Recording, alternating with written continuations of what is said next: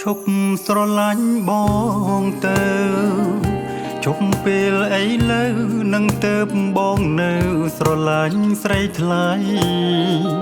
ព្រោះក្តីស្នេហាខ្វះការស្មោះត្រង់ក៏អស់ដំឡៃនៅស្នេហ៍ធ្វើអ្វីបើរឿងអប្រិយកើតពីស្នេហាពីភូមិលោកីចែងចាំងរស្មីអោបតុងអំពូលយល់តែកងវល់ច្របល់ច្រណែនរស្យា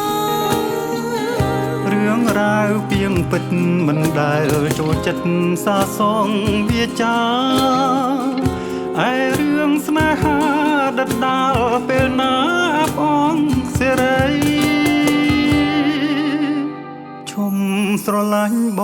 ងចងទុំឲ្យបងរួងក្នុងនាមមានឈ្មោះថាមានសេរីមានសេរីភាពរៀបផ្លាំងគំនិតជីវិតទីស័យ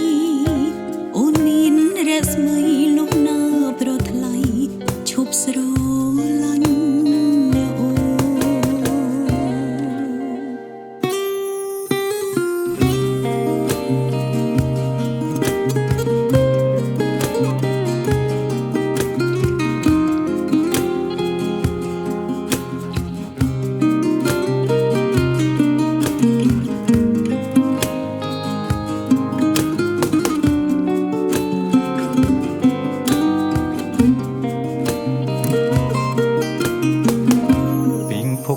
លោកីចែងចាំងរស្មីអោបទុក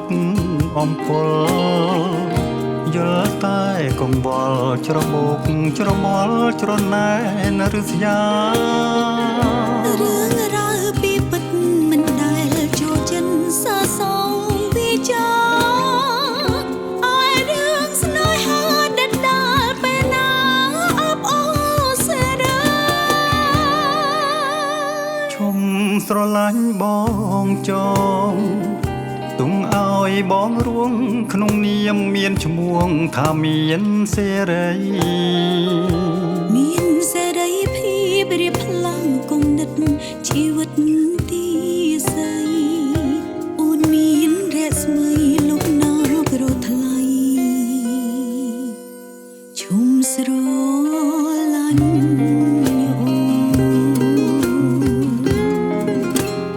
ស្រឡាញ់បងឈុំស្រឡាញ់អូឈុំស្រឡាញ់បងទៅឈុំស្រឡាញ់អូ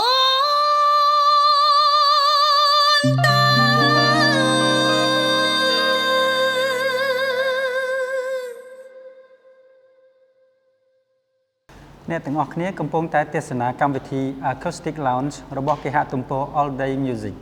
សូមចុច Like និង Subscribe ដើម្បីតាមដាននិងទទួលបានមាតិកាថ្មីៗបន្តទៀតសូមអរគុណ